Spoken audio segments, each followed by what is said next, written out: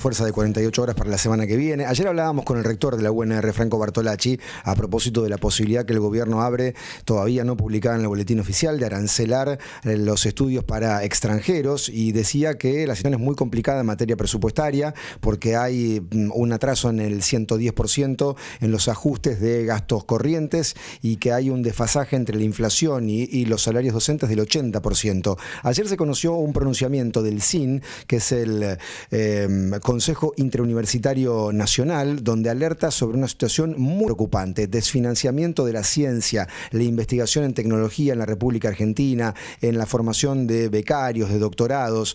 En línea para conversar sobre el tema está Darío Kraft. Darío Kraft es un joven rosarino que es doctor en biotecnología, investigador. En algún momento fue nombrado como uno de los 10 jóvenes sobresalientes de la ciudad, y entiendo que se ha visto involucrado también en esta descripción que ayer hacía el rector. Doctor Guillermo Sisman habla. ¿Cómo va? Buen día. Buen día, Guillermo. Un gusto enorme saludarte a vos y a todo el equipo. Igualmente. Y ayer cuando el rector hablaba de desfinanciamiento de la educación pública, ciencia, tecnología, atraso en los salarios, vos como profesor universitario, ¿qué mirada tenés? ¿Esto tiene un correlato con lo que pasa en el día a día?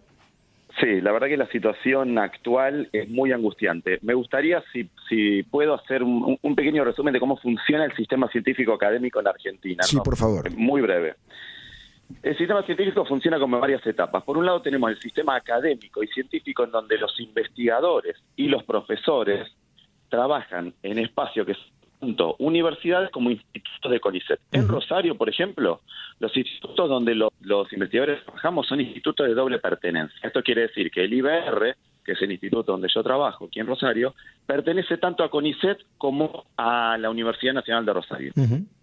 La mayoría de las investigaciones que suceden en el país se hacen en estos tipos de entornos, o en institutos de CONICET o en universidades públicas. Eso es como un estrato del sistema científico. Entonces, ahí CONICET y universidad ponen en conjunto infraestructura y personal. ¿De qué manera? Generalmente es la universidad y el CONICET los que dan los salarios de los investigadores y los que dan la infraestructura para que la investigación pueda cursar. La infraestructura. Ahora, el dinero que se necesita para hacer sus investigaciones y el dinero necesario para comprar equipamiento de alta tecnología generalmente viene de otras instituciones, como el FONSIT en Argentina, que era quien financiaba todas estas investigaciones. El FONSIT está totalmente parado, está totalmente paralizado, incumpliendo todos los contratos existentes, no poniendo un solo centavo en la ciencia desde que asumió el nuevo gobierno. Por el lado de los salarios, como bien vos decías, hay un lazo fenomenal. En mi caso, por ejemplo, yo soy profesor universitario, tengo cargo de profesor, 22 años de antigüedad docente con un cargo simple, y mi salario es de 300.000 pesos mensuales. 22 años de antigüedad, profesor de la UNR, doctor en biotecnología, 300.000 pesos. Así es. ¿Vas a seguir ejerciendo el cargo? ¿En algún momento pensaste dejarlo por lo que implica? Mira, ese es un punto muy importante. La verdad que creo que todos los que estamos haciendo docencia lo hacemos principalmente por un amor que tenemos por la universidad pública y además que es nuestro trabajo. Cuando una de las patas, esa que vos necesitas, ese sustento para llevar el alimento a tu familia, te empieza a flaquear, y esa pregunta sucede a diario, todos los días.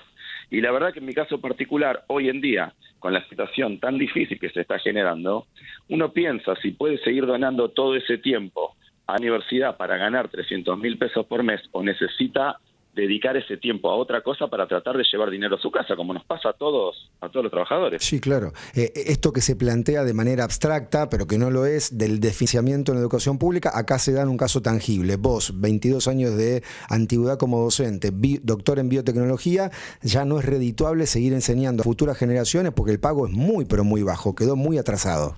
No, y la verdad que eso es una cuestión fundamental. Generalmente, yo soy docente de la Facultad de Ciencias Bioquímicas y Farmacéuticas, puedo hablar por esa casa de estudios. El plantel de docentes de esa casa de estudios es de altísimo nivel. Son en su mayoría doctores, con mucha formación y experiencia en el exterior, que han regresado al país a volcar todo su conocimiento, como también mi caso, que yo me formé en la Universidad de Massachusetts. Ahora, este tipo de docentes especializados va a ser muy difícil de mantener y va a ser muy difícil a futuro contar con una planta similar si se sostiene esta estructura de unos salarios que directamente no son ni magros. Entonces, no solo vamos a perder la planta docente que hoy en día ya nos está costando conservar, sino que a futuro pensar en una universidad pública de calidad, como siempre tuvimos en Argentina, se hace cada vez más utópico. ¿Qué te genera este momento en cuanto a la educación pública que está atravesando el país? La verdad que una tristeza tremenda, pero lo que más me angustia a mí particularmente, Guillermo, si me permitís, es históricamente la sociedad es como que ha reconocido que la universidad pública, la ciencia que genera el CONICET, son baluartes fundamentales de nuestra sociedad.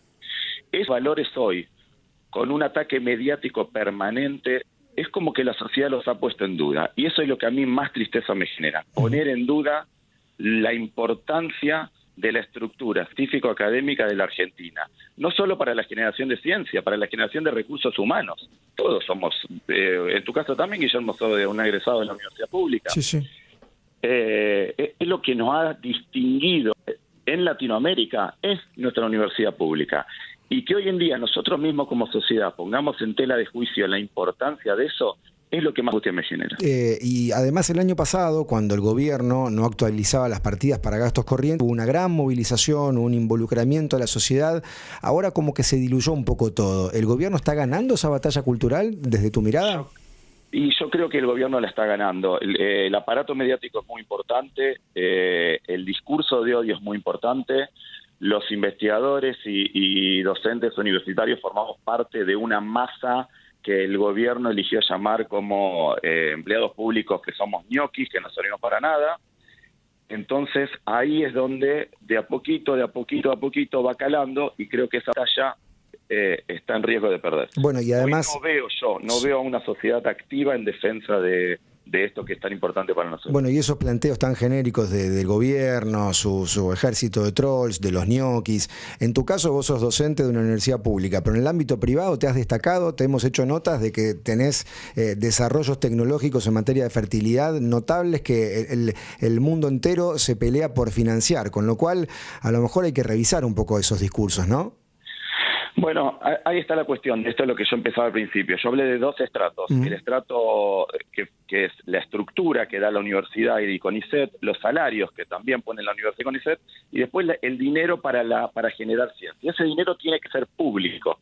En todo el mundo funciona así, es dinero puesto en las personas, en los investigadores para generar ciencia. La otra parte que viene ahí sobre la ciencia es la innovación, que es lo que siempre ha necesitado ajustar un poco en Argentina, que ha flaqueado bastante. La innovación, que es la plata del privado, puesto en la ciencia que se generó gracias a la investigación que financió el Estado. El error gravísimo que propone este gobierno es que el privado financie la investigación. Eso es algo que no va a pasar aquí, no pasa en ningún lugar del mundo, no existe tal cosa.